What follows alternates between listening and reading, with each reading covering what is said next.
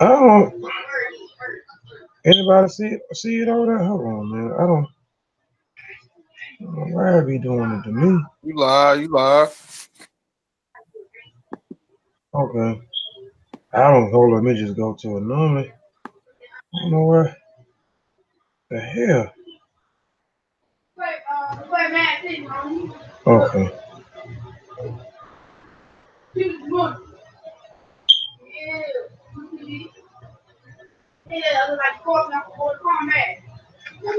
Hold on, yeah. Okay. Give me just a second, y'all.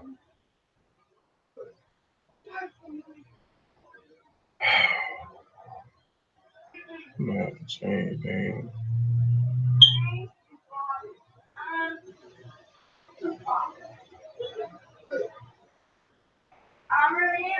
Oh, I'm so sick of this darn thing.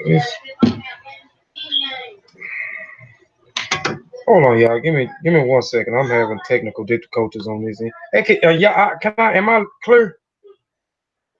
Yeah, There I'm you very go. clear, bro. Oh,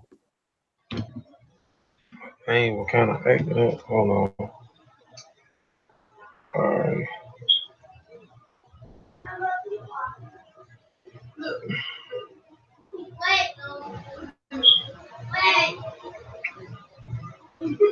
Yeah. Oh. Mm.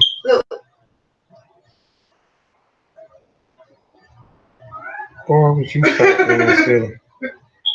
Well, I'm gonna get started in a minute, y'all. Let me share the show real quick. Share the show. I'm gonna go ahead and get started once I share the show.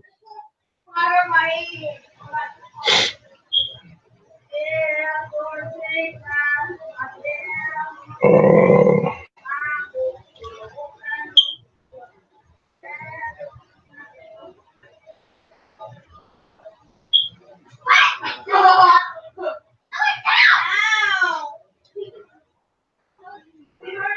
I should have just shared the show previous before we even started. Y'all gonna help me share it too, real quick.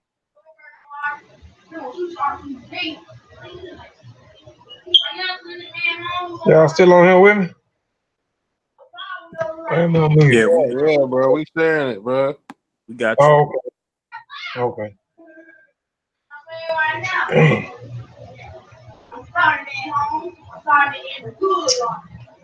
There we go.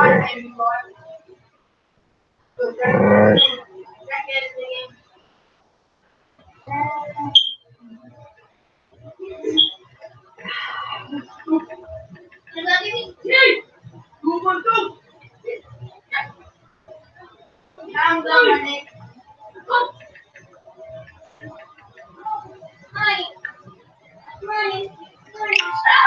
All right. Now let me do this thing you talking about too, so tell. Boom, boom, boom, boom, boom, boom.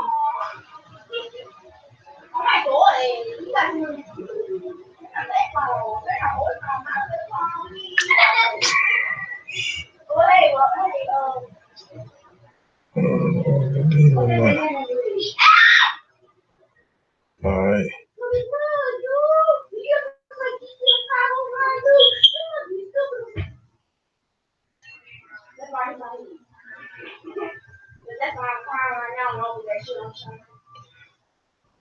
Oh man, when we get off here, bro, I'm about to laugh at you, Satel.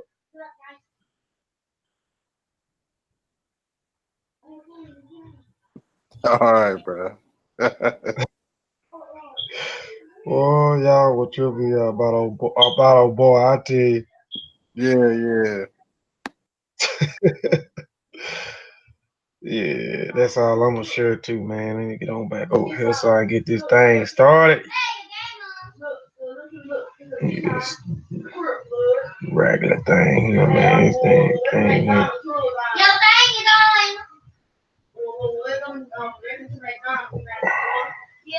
All right. Let's see. Man, this thing here spinning. I'm still good over there, y'all. Yeah, everything looks good on my end. All right. I'm trying to.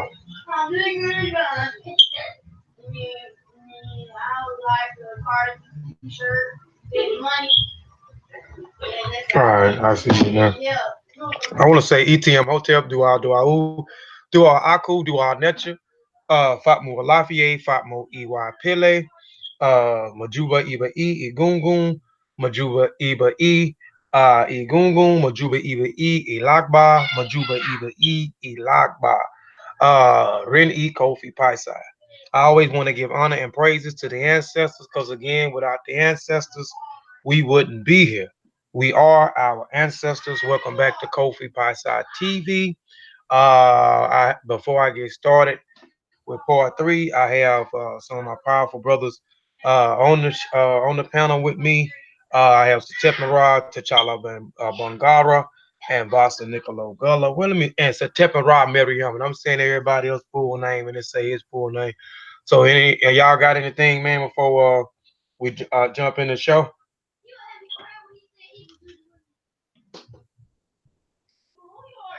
Yeah, just want to say peace to the family, peace to everybody that's tuned in and that will be tuned in. Always an honor and a privilege to be on the panel with these brothers. Um, like the show, share the show. Got some more powerful information coming your way today. And yeah, let's get into it.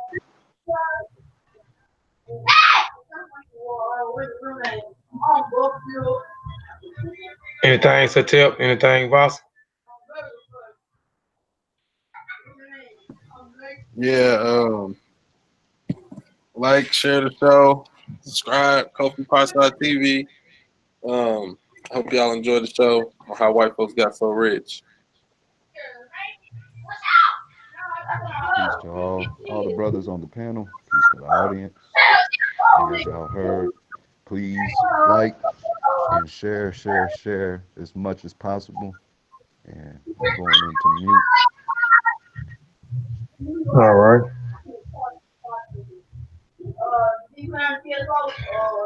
All right. Let me share my screen.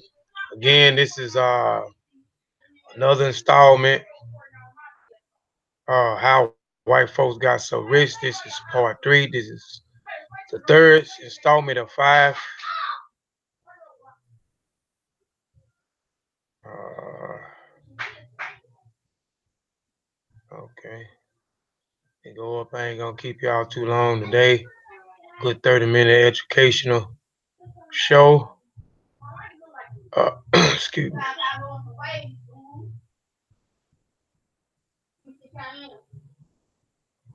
Um. All right. I should have been played this. Man in the full knowledge of himself is a superb and supreme creature of creation. When man becomes possessor over the knowledge of himself, he becomes master of his environment and captain of his own ship, the director of his own destiny, the accomplisher of his own ends. Man should understand himself because man is full of knowledge, and this knowledge is a gift of nature. When Mother Nature created man, she deprived him of nothing. He was given the faculty of understanding all things around him. His faculty for understanding has not been taken away from him. None of his senses have been taken away from him. So there is no excuse for the black man. I'm raising my team, red, black, and green, queen, the king, salute, now scream, I should. Bring I should. I'm ripping my team, red, black, and green, queen, king, salute, now scream, I should. I should. I should. All right, again, today's presentation is called How White Folks Got So Rich, Part 3. This is the third installment of 5 installments by your brother Kofi Piese. Let's get it in. I always have to put a disclaimer out here before I get started. My disclaimer is I am not a teacher, but merely a student sharing information. and that information provided is for the educational purpose only. And if you are in doubt, do the research and have it verified by someone qualified. I reserve the right to change the focus of this presentation, shut down, sell, or exchange the terms of the use at my own discretion. Excuse me, all trademark, design rights, copyrights, registered names, mottos, logos, avatars, or signals, and marks used or cited by this website or the properties of their respective owners. I reserve the right to add information as it comes available in the future. Available or adapt changes, improve information as it comes available in the futures. Input wanted, changes, deletions are encouraged. Hold on. Hey y'all. Hey, hold on, y'all.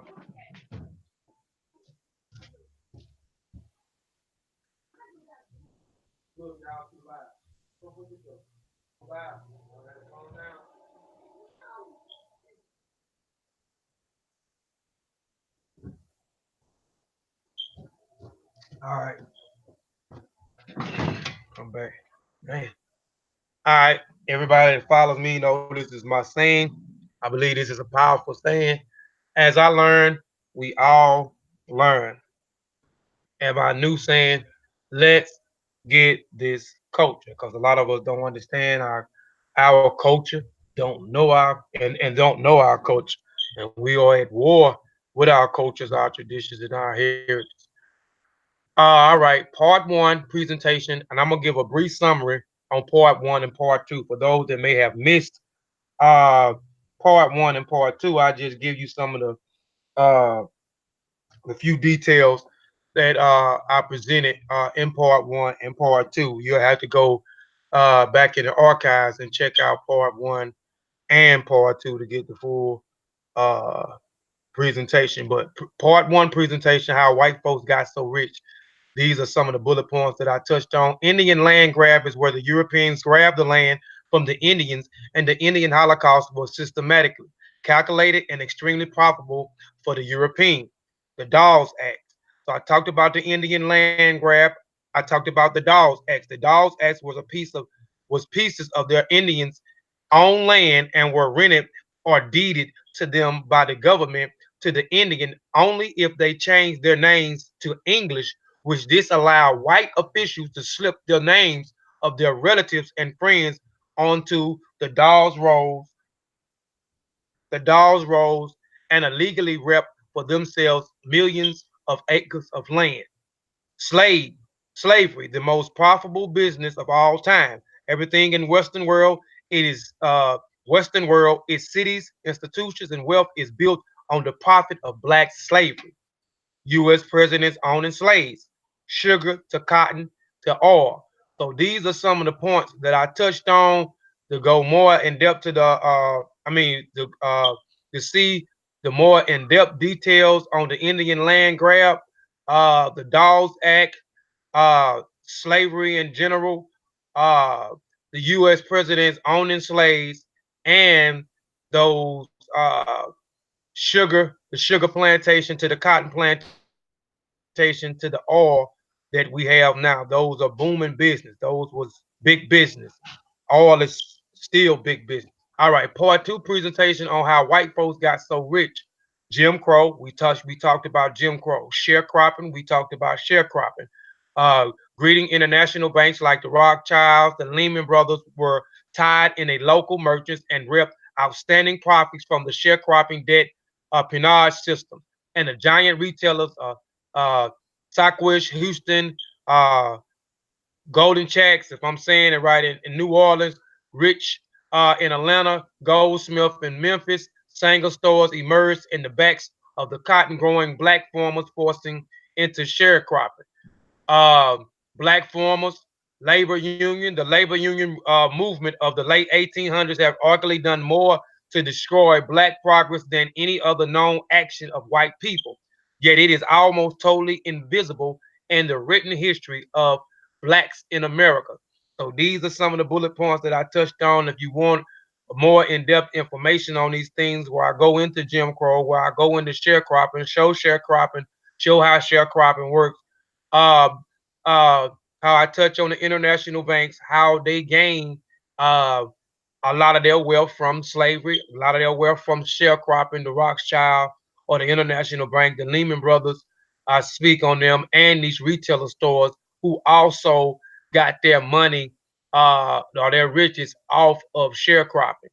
I talked about the black farmers, the labor union. I went into the labor union and how and the things that they did into out black workers out of the good work and into small paying jobs and etc. So check those two presentations out.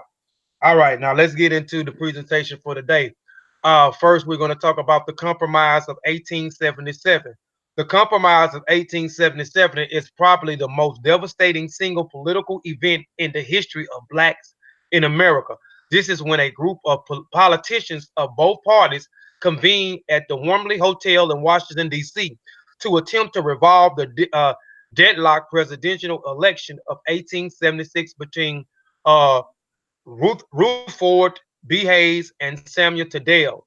They agreed that if Hayes were given the presidency, he would remove the troops that were protecting the blacks enslaved in the South and allow the former slaveholders class to return to its power.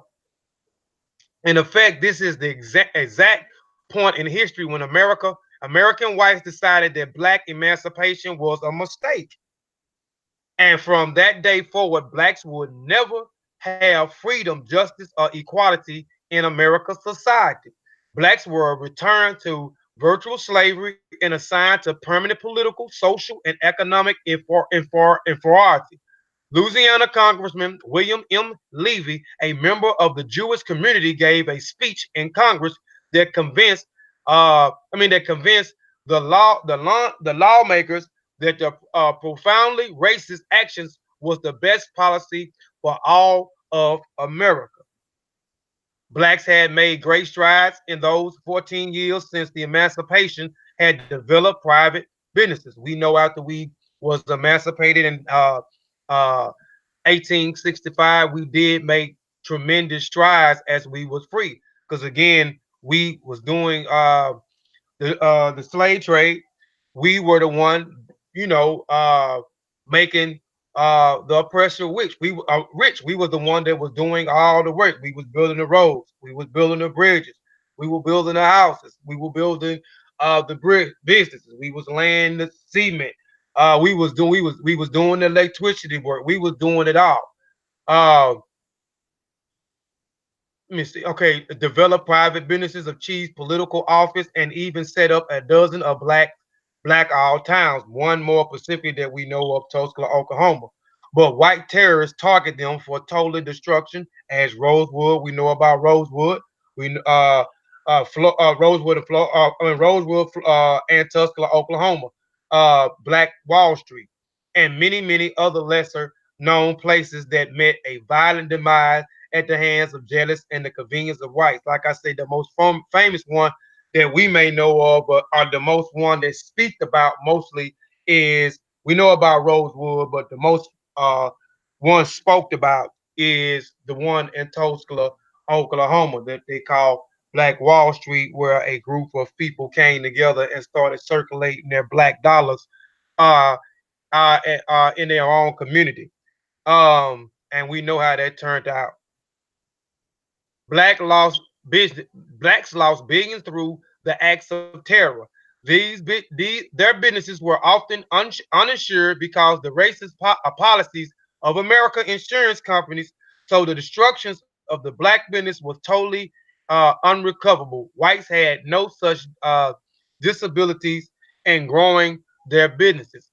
So even when we did make strides and we was able to build our own and circulate dollars in our own community, we still was xed out uh, with certain policies that was put in place. Um, certain things, certain policies that was put in with the insurance company where we weren't able to insure our own businesses. Asian Exclusion Acts in 1890, the U.S. government pushed by the labor unions passed a law prohibiting all Asians from coming to America. Man, the last 40 years, San Francisco Congressman Julius Kahn authored the racist legislation, which is actually named after him, the Kahn Exclusive Act. He convinced Congress that the duplicity and the trickery of the Chinese themselves made it necessary to those all of the, avenues that they may use to gain interest to the United States. So they also wanted to keep out the Asians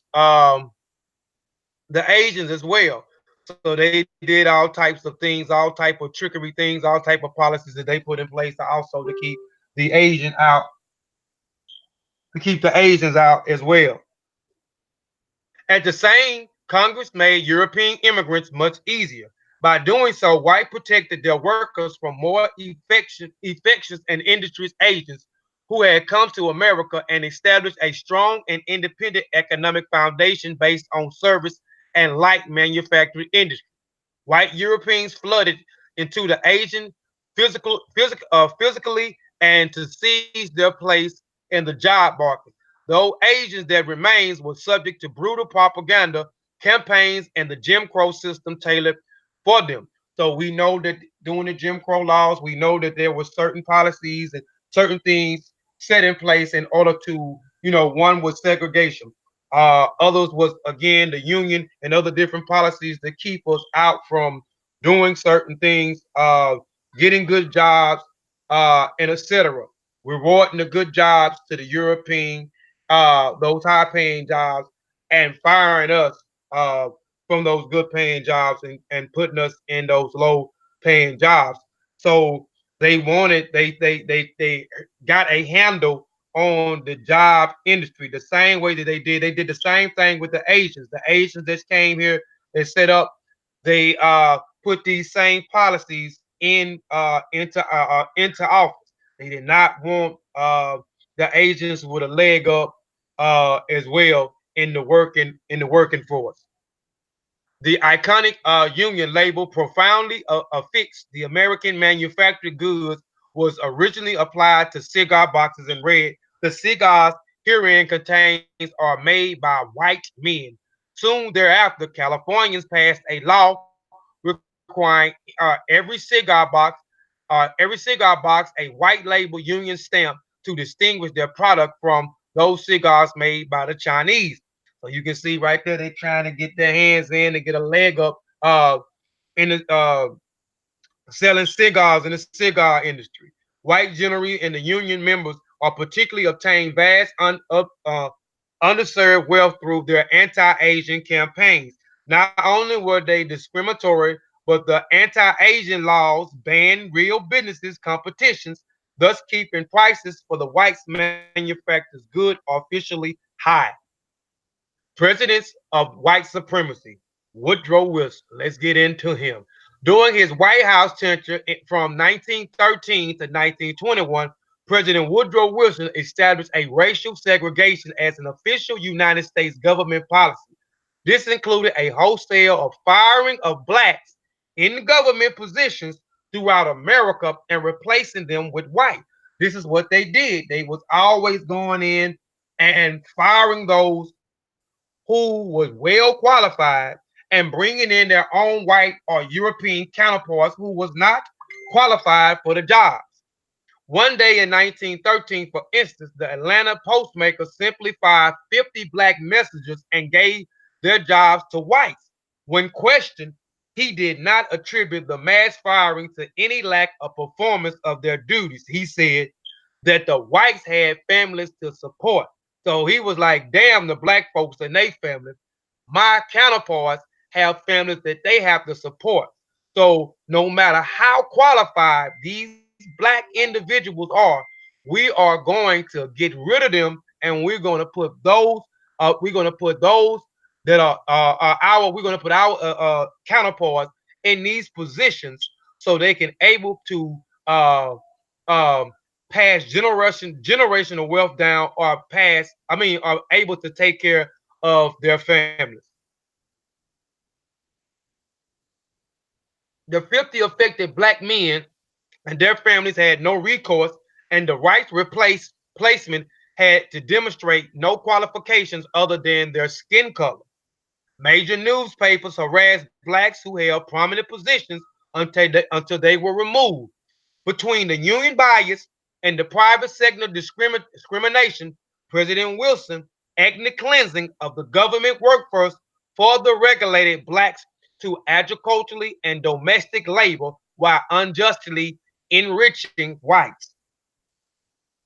Hold on. This damn thing here is still spinning. But anyway, uh stock market racial roulette. The stock market is where the well-heeled investors of the influential speculator comes to practice capitalism in the meanest form. And just like capitalism, the stock market is rifled with frauds and criminality, sporting an impressive list of epic financial swindles.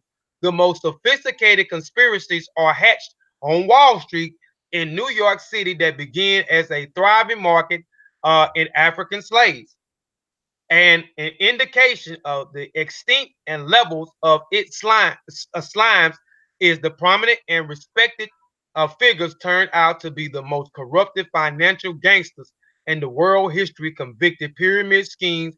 Bernard Lawrence Madoff, that's him at the bottom.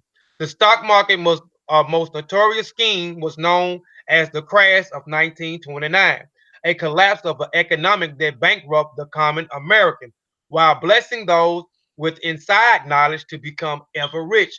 The reform laws passed during the result of the Great Depression were claimed to build confidence in the markets, but they actually institutionalized economic apartheid in America.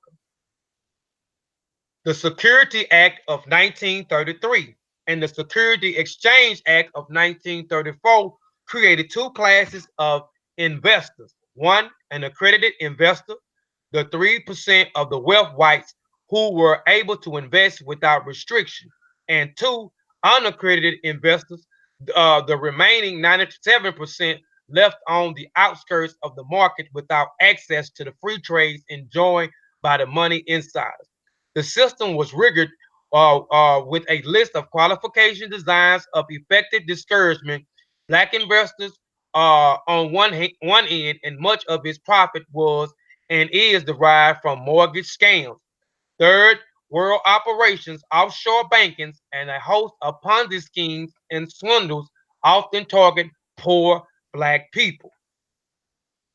The latest of these scams and schemes came with Wall Street housing bubbles and involving a cross section of white financial firms selling high rates but bad risk bonds to investors.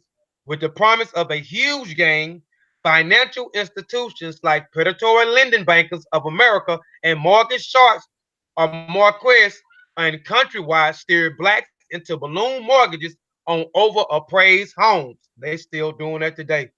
The company bundles those fraudulent subprime mortgages and armed with stellar ratings from a prestige credit rating firms like Moody's and the standards of poor successful marking those investments all around the globe.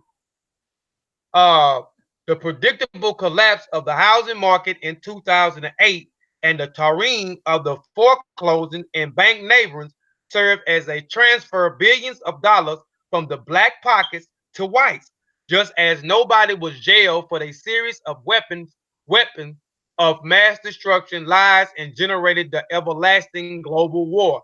No high level Wall Street bankers did time for a clear conspiracy that went on all the way to the White House, and that the estimated to have cost America between $6 to $4 trillion.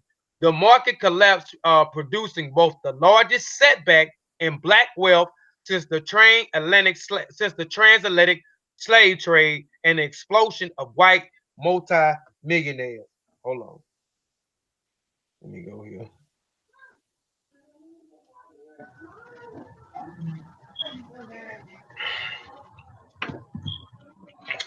Oh, and that's it. Like I said, I wasn't gonna keep y'all too long. These are my references right here.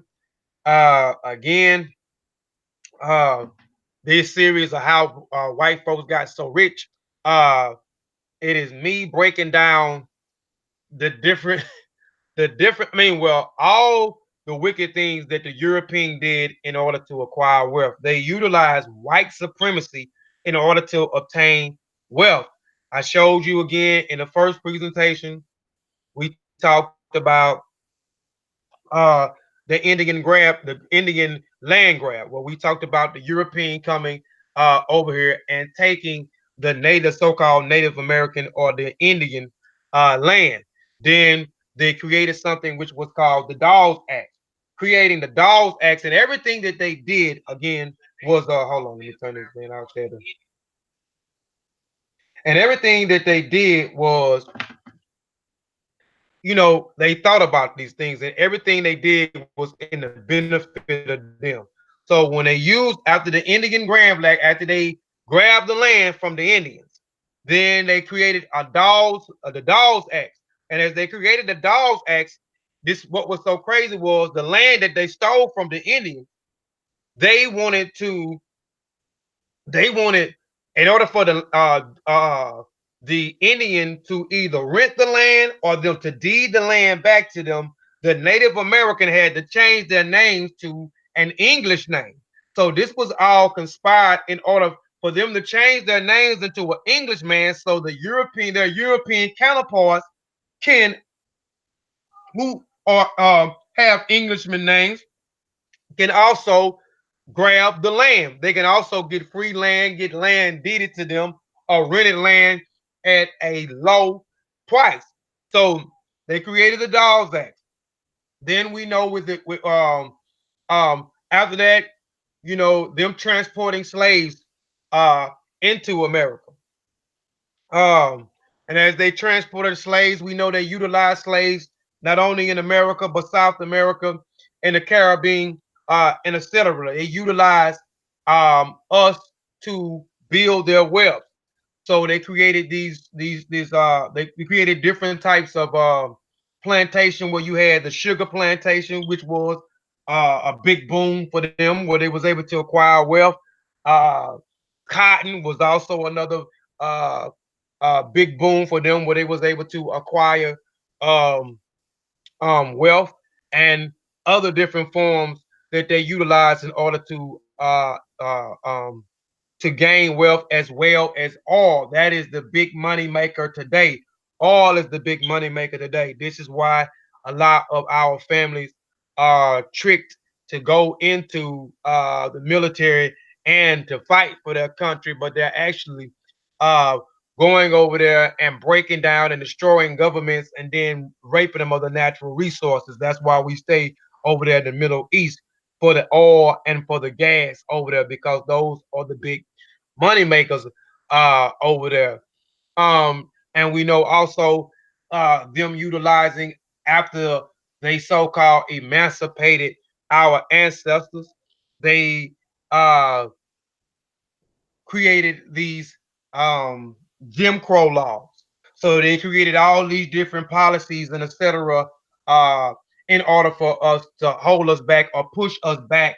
I mean to push us back on the plantation, i.e., sharecropping. We talked about the sharecropping, them utilizing sharecropping and actually taking sharecropping, and sharecropping was nothing but still another form of slavery. We had nowhere. They fronted everything. They fronted the tools, they fronted the other supplies, the fertilizers, the plants, um, the food, the clothing, the housing, and etc. So they fronted all these things, and we worked for them, and we were supposed to have been a 50-50 split, doing the sharecropping. But like I say, it was all a strategic move. Everything that they did was a strategic move. Utilize those things in order to keep us on there. So at the end of the harvest, when they was able to reap the benefits from the harvest, so uh, they can split everything down the middle. By that time, they was owing uh, the person that owned the farm, that owned the land, that owned the housing, that supply all these other different things. We were still we owed them too much. We had to work for a whole another year. You know what I'm saying? It was a continuous cycle. So we went from sharecrop. Somebody had something to say?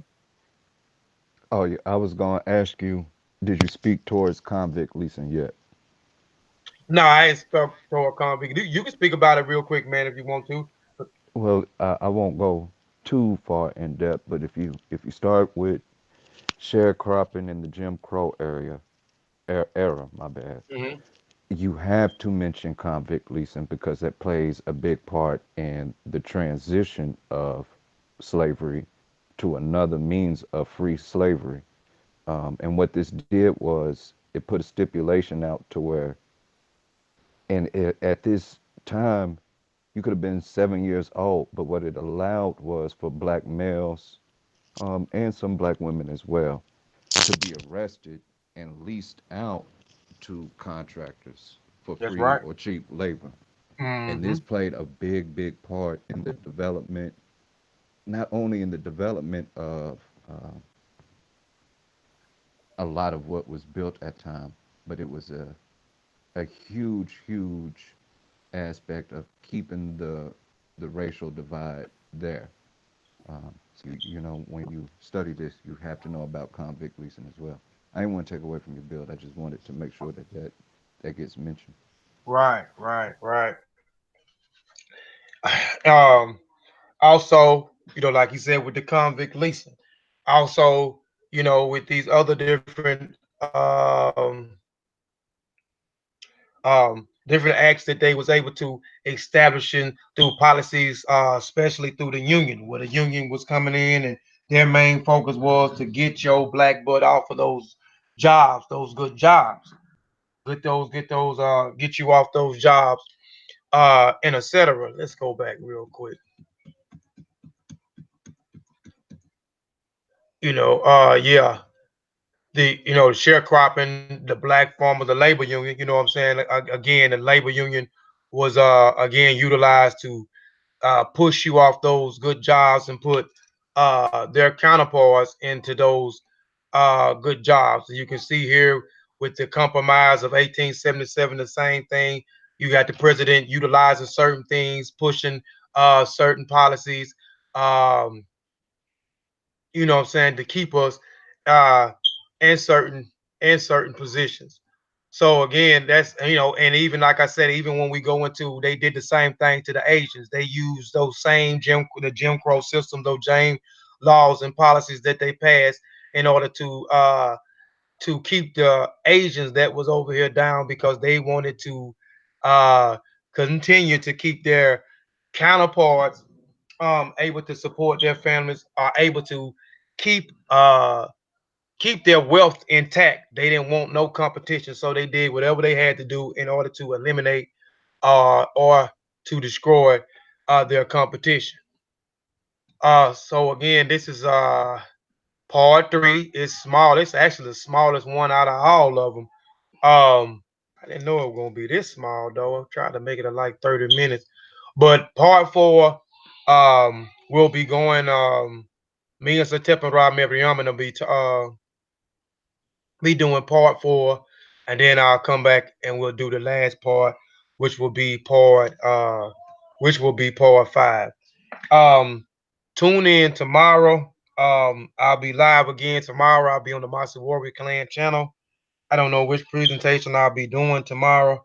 I don't know which one, but I'll be doing a presentation. It'll probably be naming customs of Southeast and Africa, Southeast and West Africa. The naming customs of Southeast and West Africa, which will be an interesting presentation, jam packed full of information. Like I said, a pretty interesting presentation on the Mossy Warrior Clan, and then we'll come back tomorrow. Also, evening, back on Kofi Piese TV, we'll be having a big discussion. Um, Entertainment versus education. Do we need to separate the two? Again, it is called entertainment versus education. Do we need to separate the two? Which I think will be a powerful discussion. We'll have T'Challa, Vasa, Satep and Ra, um, Any Hared, myself, and maybe we'll have some more. We'll put the link in the chat. Uh, and anyone that want to join the panel can join the panel. Don't be scared to join the panel. We had another discussion. I think that was last week. No, week before last. We did uh uh the state of the black family, the discussion about the state of the black family, and we had one sister, Sister Kayla. She came on and joined the panel. Um, uh, and joined the panel and join the discussions, and it was a powerful discussions for those that see it. Go back and check it out in the archive. I think it is called open discussion, the state of the black family, open discussion to the black family, state of the black family. That is what it's called. So check out that. I think it was about a good hour discussion, powerful discussion. Like I said, I was glad to have Sister Kayla on the platform because we normally don't have women, so she was there to balance out everything, and it was interesting to get a perspective from the women up from the woman's side as well. But we had women in the chat that was also giving their input on things they just did are discussing. They just didn't join the panel. But we'll do that tomorrow. We'll put the link in the chat. And I think that's going to be a powerful discussion as well. Again, it's called entertainment versus education. Do we need to separate the two? So stay tuned for that tomorrow on Kofi Piese TV.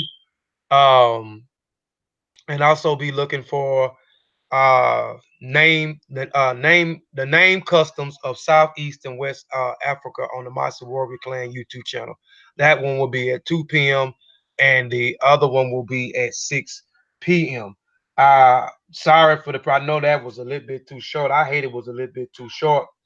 Um, but again, go back and check out part one, part two in the archives. Go back for those that came in late. Go back and review the little small little information that I have on here. And again, these presentations are just to expose or tell the untold stories of how white people use white supremacy in order to obtain wealth. So they use things by, they utilize uh, things by kidnapping human beings and trafficking them across the world to utilize to do free labor for them. They utilize, they that's one way in order for them, and that was one way for them to gain wealth. They utilized another way was to set up um, their own laws, pass their own laws and their own policies in order to benefit them and not um, no one else, especially the black man and black woman in America, how they raped, murdered, pillaged, and did certain things in order to obtain wealth, snatching land, murdering and genocide people, uh, um, sitting in terrorist organizations such as the Ku Klux Klan, trying to push us back into the plantation or scare us back into the plantations and offer out of certain areas that they did not want us in. So we'll touch on. I forgot what's part four going to be about. I don't know. I think it's redlining. I'll be talking about redlining. I'll be talking more about these high mortgage loans. Um, man, it's a whole bunch of stuff. I think that's in part four. It might be in part five. So be on the lookout for that. Which I think now that won't be next week. That'll be the week after next. So be on the lookout next week for Brother Vasa Nicolo Gulla presentation. Brother Vasa, what's the name of the presentation? It is unnamed at the moment, um, Okay, but it's just going with uh, a open conversation towards the state of the black family. okay. What do we mean when we say black family? Um, Hmm. and that's pretty much what it is. I'm Oh, gonna start. I'm gonna start just so the audience knows. I'm gonna start with just giving out uh, some research methods and terms to kind of give you a guideline to the history of the black family. And then from there, I'll build and build and build. But like I said, I want it to be an open discussion because when you say something like family, it's going to be defined different by each individual family. But that's a big problem that we have, because with that, that's gonna be a major building block missing from our overall unity as a people. Because if we seeing each other as separate, we still not seeing each other as one. So, Hmm. uh, but I'll keep going. I want to let you keep building. I don't want to start getting too long with it and Oh start no, going the wrong man. direction. No. You good, you good, you good. I'm just trying to inform the people of what we got up and coming on Kofi I Piese will, TV. I will say this, because it kind of goes in with the topic. Do not ever make the mistake of allowing them to say there's no race problem, that there is only a class problem, because that's so untrue. And I'll get into that as I build into the family dynamic. I don't want to bring everything out at once, but you have to be aware of that. You have to be aware that in this capitalistic system, they keep showing signs of it failing. And every time it fails, they create mechanisms to save their class and leave everybody else out. Like, Mhm. the development of credit, that was to save capitalism, but it hurt us. And that leads into redlining and interest and loans and all these things that we are now trying to understand. But um, we have to be aware of how those mechanics work, who they benefit, what was the purpose, who was they designed to help, and who was they designed to hurt. So I don't want to keep going, especially if someone else on the panel has something to say.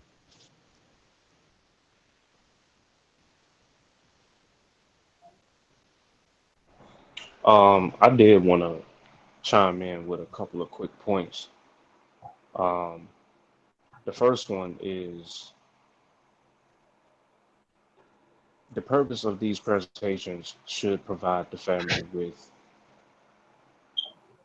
the concrete information. And when we go in talking about, um, the disadvantage that Black people have been under globally since the trans-African kidnapping hustle. Um, we have just been from the underdevelopment of Africa, from the constant invasion and the wars we fought to, you know, all of the colonizations that have come on the continent, and those leading to us coming to the Americas. We have to understand that we have been under a very, very, very heavy boot. And it's one thing to just say that Black people have been, disenfranchised and, been through slavery and still going through slavery. And, but what are the concrete facts? See, it's different when you go into research and correct research methodology and you're able to bring out events in the past that have happened, like that was mentioned in this presentation. If you really catch the jewels that was dropped, there's a direct correlation to the events that happen right now to today, where Black people are forced out of jobs that are more qualified than their superiors based on the fact of favoritism, and we know why the favoritism occurs. It's not to say that every Black person goes through this with every white person they work with or any other person that they work with. But we do understand that there is a direct correlation to these events that have happened in the 18 and 1900s in this country, or a corporation, I should say, because our CEO has this thing about keeping quote unquote immigrants out, and a specific group of immigrants at that, with the building of a wall and this, that, and the third. Now, that sounds a lot like what we just saw in this presentation tonight, or if I was one of the only ones really looking at it that way, because I like to look at things from both sides of the coin. And so we're always on these channels in the real world, talking to people and expressing about how we need to rise and unify and take back, number one, our identity. We need to understand who and what and where, when, and why we are. So, to what Brother Vassal was saying about Black family, what does that mean? So, we got to understand who we are within the Black family and what we stand for. Um, and then we have to understand information that's being brought forth in these type of series presentations where you're understanding exactly the how.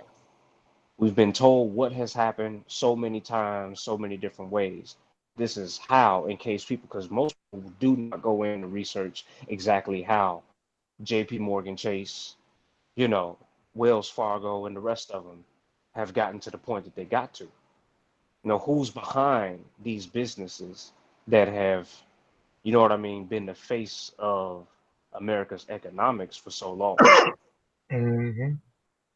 And I think it's real important that Brother Cole, you continue to bring forth, especially presentations like this one, because we get a chance to understand how exactly the story is being told versus we've been told, yeah, we were, kidnapped, brought over here, this and that, but nobody really goes and walks us through the financial part of the story. And so part of financial literacy does come from correct research methodology and information that's being brought forth from presentations such as this one, because we got to understand what events that were going on then to be able to understand the events that are transpiring now. Um, and not to be long-winded, like Brother Vossa said, but I just kind of wanted to speak to that. And one last thing, um, you have to care enough about your people as a whole to want to uncover the truth about whatever that has gone down to your people. Because if you don't care enough, you're not going to really care about, oh, well, because you work a job today and you may be able to pay some bills, that you just going, uh, you know, that things are okay, quote unquote. Like brother said, that we don't have a race issue, we just have a class issue. That he couldn't be farther from the truth. That social construct that we live under, that is very much the problem. It's not one of the problems, it's the problem. And if it wasn't the problem, we wouldn't have to be doing presentations like this because we know that we're all born in captivity. Anytime you're taken from your home and placed somewhere else, and you wake up there the next day, you woke up in captivity. You're not at home. We built this country, this corporation. Yes, we did. However, this is not our home. You know what I'm saying? We have the right to be here and to live here, but this is not our home, our land originally. Can We I were, uh yeah, can go I ahead, bro. chime in for just a second? I want to ask one question and then I want to go back to one of the first statements I made on my first presentation. And the question is just I want y'all to think about it. When they say America is a consumer-based economy, what does your mind really interpret when you hear that? The second thing, and it's a statement, when Thomas Moon, it's either Moon or Mun, but Thomas Mun is one of the founding fathers of the idea of capitalism. And his theory and one of his first mandates was we sell more than we buy from other cultures. And if we take anything from a culture, the only thing we are extracting from them is raw materials in order for us to produce something for them to buy again. Now, you need to understand that and how that correlates with the question of what is it meant when they say a consumer-based economy? Because if you hear it and you say, oh, America survives off consumption, then who's producing what is being consumed? And this is where the class problem comes in. And this is where they try to ignore the race issue. If you deplete a group from being able to produce, then how can they produce anything in order to be consumed? And if you put a chokehold over all things being produced, that means everyone has to consume from you. You have to really, really dig into these theories and what they mean and what they're saying. I'm gonna chime back out for a second. Okay. Anybody else? Man, for jump off of him. Sean them jumped off. Satep gone too. Yeah, it looked like he jumped off too. Oh, okay. Well, yeah, we're gonna end the show, man. And like I said, this is only part three. We're gonna come back with part four. I'm sorry it was short. Like I said, I've been breaking them up. I've been trying to make them at least 45 to 50 minutes. I think the last two was like 50 minutes, so I've been trying to make them close to an hour as possible. I thought this one here was gonna be, close to it, maybe 40 minutes. I think it might have been like 30, maybe 30 minutes. I know I didn't have that many slides as I had on the other two, but I hope you got something out of just a little bit more information, or you learned something that you didn't know on this presentation. And please go back and check out the first two presentation, because each one of these presentations is tied into each presentation. And if you go back and look at the first one, you know, the more that each presentation, you will understand each presentation more and more. I kind of talk about some of the same things a little bit, and some things I won't. I go in more detail. I may touch on something in one presentation and then go a little bit more in depth on another presentation. Or I may mention one act or one policy, then I may go a little bit further in the next presentation on the policy and how it affected us, and how it affected, or how it affected them, or what was the reason or the strategic reason why they did certain things. And it's going to continue to get pretty interesting, especially when we get to part four and part five. And hopefully I have my brothers on the panel, and they can able to, after I present, they can continue to give their input, and their info and their knowledge on the information as well. Again, I appreciate y'all for tuning in. Um, Tune in tomorrow again on my Warrior Clan channel at 2 p.m. The name and customs of Southeast and West Africa.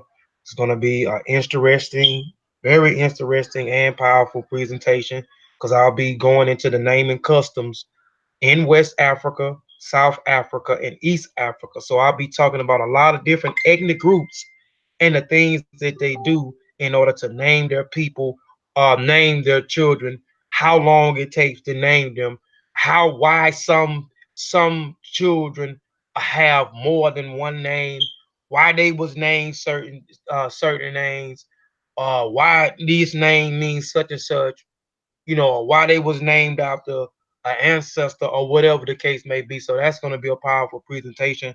I actually was finished with it, but I couldn't let it along. I ended up finding some more information, so I got to finish working on it to now. Finish working on it. I just want to add a few more slides, and I'll be done with that presentation. It's going to be a powerful presentation, an interesting presentation at the least. And then come back, please come back at 6 p.m.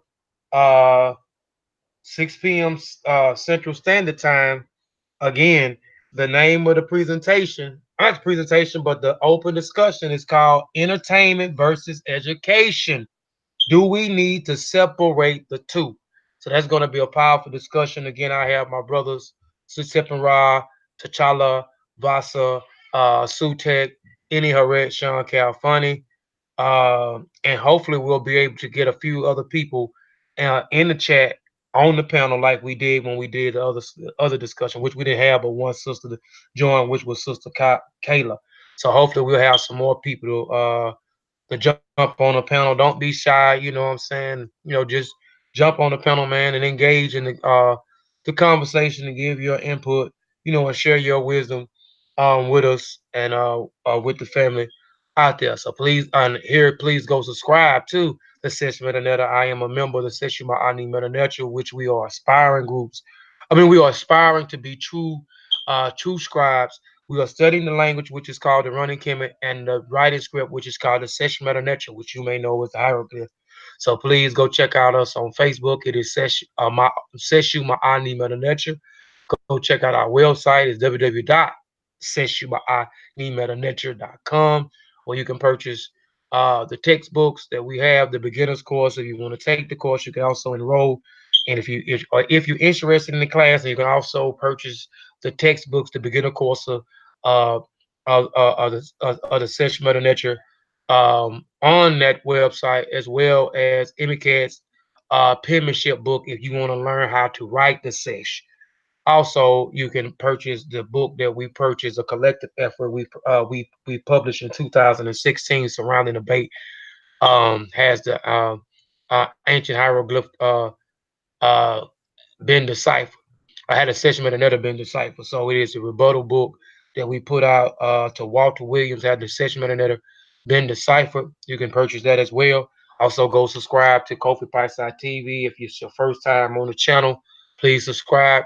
Hit the notification bell so you can know when we go live, because we're gonna keep coming back to back, doing 2 to 3 shows a week. We've been consistent with that for the last 2 weeks. We're gonna keep being consistent. With that is our Kofi Piese TV is the channel that takes the black man, black woman, and black child Eurocentric mind and Africanize it. It is the African Netflix. We got all kind of information on this platform. We got over 80 something shows on this platform. Um, so please subscribe, hit the notification bell, and tell a friend and tell a friend and tell a friend. Um, Also, go subscribe to Mossy Warrior Clan YouTube channel. We go live every Sunday at 2 p.m. Central Standard Time, where we're presenting information. So please go check out the previous presentations that we did in the archives. Also, go to our Mossy Warrior Clan like page on Facebook, where we have plenty of nice context surrounding West Africa, Central Africa, North Africa, and East Africa on that like page. I guarantee you will love a lot of the information, and I guarantee you will see a lot of information that you may not have seen in the past on that like page. So please go and support us on these platforms. Support. Subscribe. Tell a friend and tell a friend and tell a friend. And we out. I want to say black African power, family. Peace. We out of here.